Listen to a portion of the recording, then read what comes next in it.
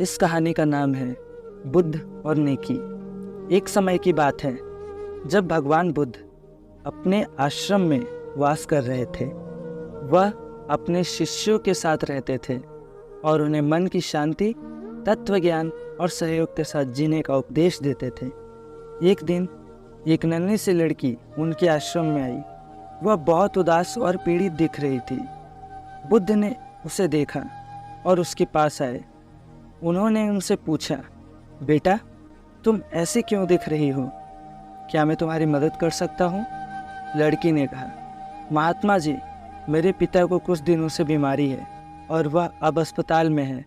हमारे परिवार की आर्थिक स्थिति भी बहुत बिगड़ गई है और मुझे घर छोड़कर यहाँ काम करना पड़ रहा है।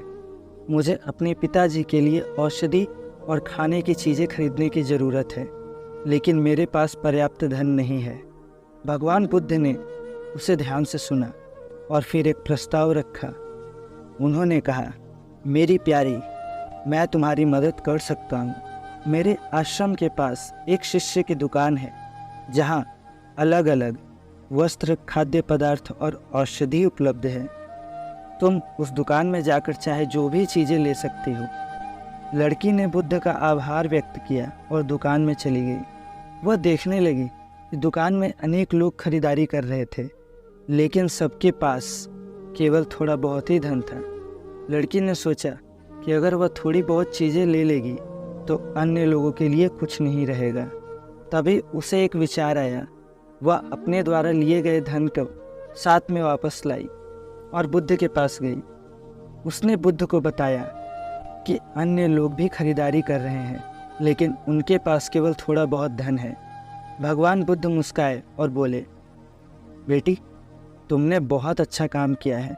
नेकी का फल हमेशा अच्छा होता है। अब तुम वह धन लेकर दुकान में जाओ और जितनी चीज़ें चाहो खरीद लो। यह तुम्हारे पिताजी के लिए और अन्य लोगों के लिए भी लाभदायक होगा। लड़की ने भगवान बुद्ध के कथन पर विश्वास किया और उनके कहने पर वह दुकान में गई और सभी आवश्यक चीज़ें खरीद लीं।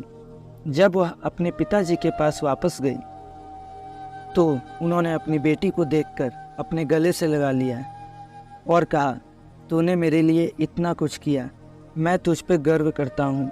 तू मेरे लिए भगवान है।